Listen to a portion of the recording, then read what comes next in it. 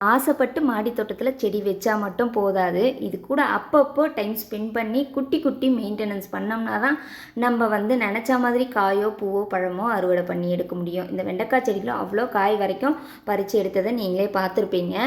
ஒரு வாரத்துக்கு முன்னாடியே பார்த்தோம், இலையில மொசைக் வைரஸ் அட்டாக் ஆயிருந்தது. ஒரு செடியே எடுத்து போட்டாச்சு.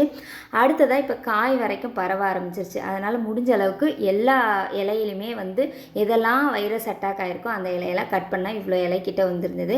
இதை மக்கும் குப்பையில் சேர்க்கவே இல்லை, எடுத்து தூக்கி தான் தூர போட்டிருந்தோம். அடுத்ததான் இந்த அவரைக்கொடி அப்படியே தரையில் குழந்த மாதிரி தவழ்ந்துட்டு இருந்ததுங்க.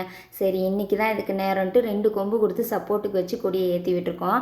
அடுத்ததான் இந்த வேங்கேரி கத்திரியில் ஒரே ஒரு கத்திரிக்காய் காய்க்காதான்னு எதிர்பார்த்தேன். இப்போ பார்த்தீங்கன்னா ஒரு வாரத்துக்கு ஒரு 3 கத்திரிக்காய் கிட்ட பிஞ்சு வர மாதிரி பூ பூத்துக்கிட்டே இருக்குது. நானும் பாலினேஷன் பண்ணி விட்டுக்கிட்டே இருக்கேன். இது பாலினேஷன் பண்ணாமல் விட்டோம்னா பூ வீணாதாங்க கீழே உதிர்ந்துடும். இந்த வீடியோ இதோட முடிச்சுக்கலாம். பிடிச்சிருந்தா லைக் பண்ணி ஷேர் பண்ணி சப்போர்ட் பண்ணுங்கள். தேங்க்யூ. Happy gardening.